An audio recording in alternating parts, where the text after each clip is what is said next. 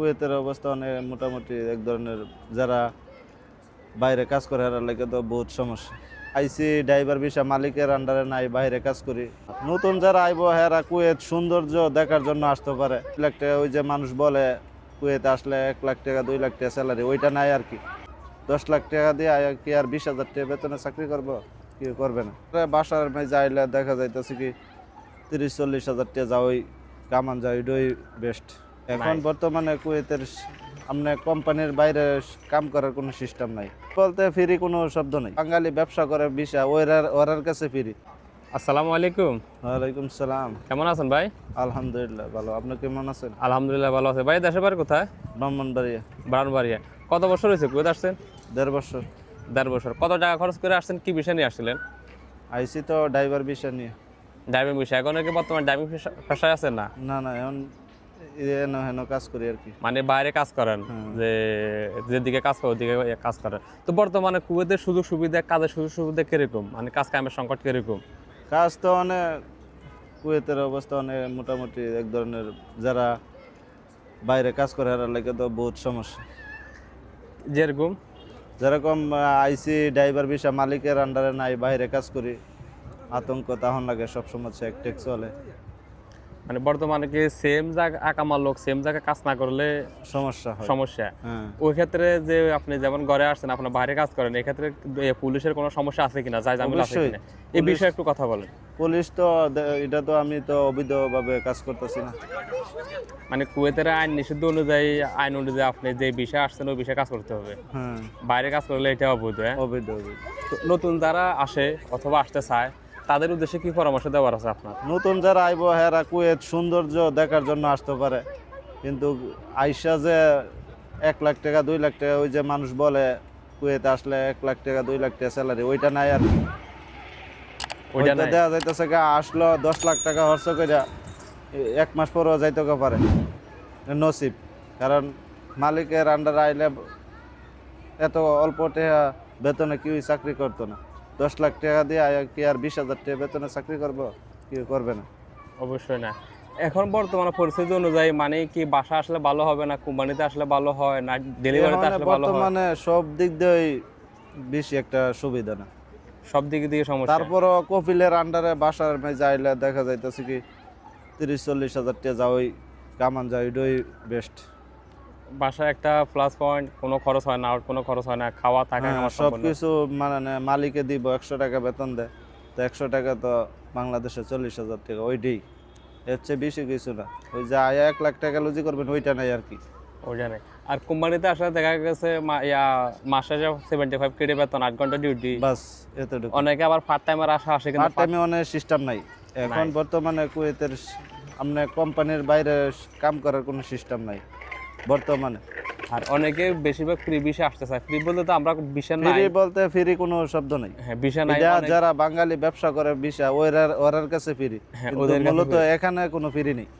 Visa বিক্রি করার জন্য ফ্রি ভিসা নাম দেয়। হ্যাঁ, নাম দেয়, নাম দিয়ে এখন এরপর বাইরে ছাইরা দিয়ে কাজ করার জন্য। বাস ধরা পড়লে দেশে পাঠাই দেয়। ও এটার কোনো 10 লাখ টাকা দেয় আইসা যদি 1 লাখ টাকা ইনকাম করা যায় না, দেশে যাওয়ার লাগে, তাইলে ওই ফ্রি ভিসা দেওয়া কি করা যায়? এখন আমার অডিয়েন্স যারা আছে বেশিরভাগ আমাদেরকে নতুন যারা আসতে আগ্রহী, তারা বেশিরভাগ কমেন্ট করে ভাই আমি কুয়েত যেতে চাই, অথবা কি বিষয় গেলে ভালো হবে, এই বিষয়ে একটু পরামর্শ দেওয়ার আছে আপনার। যারা নতুন আসবে, আমি বলবো না যে না আসার জন্য আসবো, কিন্তু দেখে শুনে বা বিষয়টা যার কাছ থেকে নিবে তার সাথে বোঝা পরামর্শ করে আসলেই ভালো হয়। যে কত টাকা স্যালারি, কোনখানে কাজ, মালিকের আন্ডারে কিনা, বাস এতটুকু। আমি যারা আসবে তাদের কাছে এটাই অনুরোধ, বাস।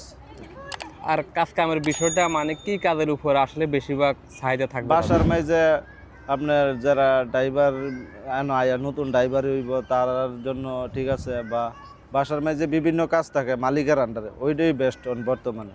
আর কোম্পানি জান না যদি আসতে পারে যে 75 টাকা বেতন, যদি ওইটা জানে তাহলে ওইটাই বেস্ট। কিন্তু কেন যে আইসা আপনার 10 লাখ টাকা দিয়া এই 20 টাকা ইনকাম করবো, এটা সুবিধা বর্তমানে নেই। অবশ্যই। আরেকটা প্রশ্ন করি, সামনে ঈদ, আর এক সপ্তাহ পরে ঈদ, হ্যাঁ, কেমন মিস করতেছে পরিবারের সবাইকে? না কেমন ভাই, লাগতেছে? ঈদের আনন্দ তো নাই। ঈদের ফ্যামিলি দেশে এন কিভাবে আনন্দ। আর বর্তমানে কুয়েতের অবস্থা নিজের জান নিয়ে অনেক বর্তমানে দুরূপে আছি। ফ্যামিলির চিন্তা তো মাথায় আসে না, আর ঈদ তো প্রশ্নই ওঠে না। ঈদের আনন্দ আমাদের কপালে নাই। কখন কি সমস্যা হয়ে যায় বলা হ্যাঁ, মুশকিল। বলা যায় না। সার্বিক আমরা পরিস্থিতি- সারাক্ষণ আতঙ্ক থাকি, কোন সময় সামনে পুলিশ আইসা চেক করে। আকামা আছে, এত টাকা দিয়ে আসছি, আকামা পাইছি, কিন্তু তারপর আতঙ্ক তাহা লাগে। আমরা চাই প্রত্যেকটা প্রবাসী নিজ নিজ কুয়েতের দ্বারা কুয়েতে বসবাস করতেছে অথবা আসতেছে কুয়েতের আইন কানুনকে শ্রদ্ধা করে মেনে চলুক, হুম। যাতে আমাদের দেশের বদনাম না হয়। অবশ্যই। ওই বিষয়ে একটু বলে দেন। হ্যাঁ, কুয়েতের কানুন হুব করা, আর আমরা তো যা করি আমরাই আনরিগেল করি। আমরা তো আর কুয়েতের কানুন মানি না। কুয়েতের কানুন আছে, মালিকের আন্ডার আইলে মালিকের বাসায় কাজ করতে হইব। আমরা তো ওইটার চিন্তা করি না। মালিকের আপনার 75 টাকা স্যালারি কোম্পানিত আসবে, কিন্তু আইসা বাইরে পার্ট টাইম করে, এটা তো কুয়েতের এলোয়াট না। তো এ বিষয়ে এদেশের কানুন খুব সুন্দর, এটারে কোনো খারাপ করা যাবে না। আমরা বাংলাদেশিরা বেশিরভাগ আমরা কিন্তু দেশ থেকে সবকিছু জেনে শুনে আসি কিন্তু কুয়েতে, যে আমার কোম্পানিতে এত টাকা বেতন, এত ঘন্টা হ্যাঁ, ডিউটি। অবশ্যই। তারপর আসার পরে দেখতেছি আমার 5,200 টাকা ইনকাম করা, আমি হ্যাঁ, 75 ওইটা আমার কাছে ভালো লাগে না। ভালো লাগে ওইটা না। আমি এই উনুরে ফলো করতে গিয়ে আমার জীবন হ্যাঁ, শেষ। এরপর ওনারা ফলো করতে গিয়া আমি কিছু বাইরে যে কোনো একটা মানে ভুল কাজ করে লাইছি, শেষ। তখন এবার আমি কুয়েতের বদনাম তো আমি কুয়েতের বদনাম করার মানে নাই। হ্যাঁ। এইটা হচ্ছে আমি নিজে অন্যায় করছি, আমি রিগেলে নাই। লেগে আমি এখন কুয়েতের দোষ দিয়া কোনো লাভ নাই। এটা কিন্তু আমরা স্বীকার করি না। না, স্বীকার করে না। আমাদের বাঙালির সমস্যা আছে। এর আমাদের মধ্যে বাঙালি দেখছেন আমরা কোনো কানুনে মানতে চাই না, যার কারণে কুয়েতের কানুন, কুয়েতের সরকারও আমাদের প্রতি নারাজ, যে এগুলোর বাঙালি সমস্যা।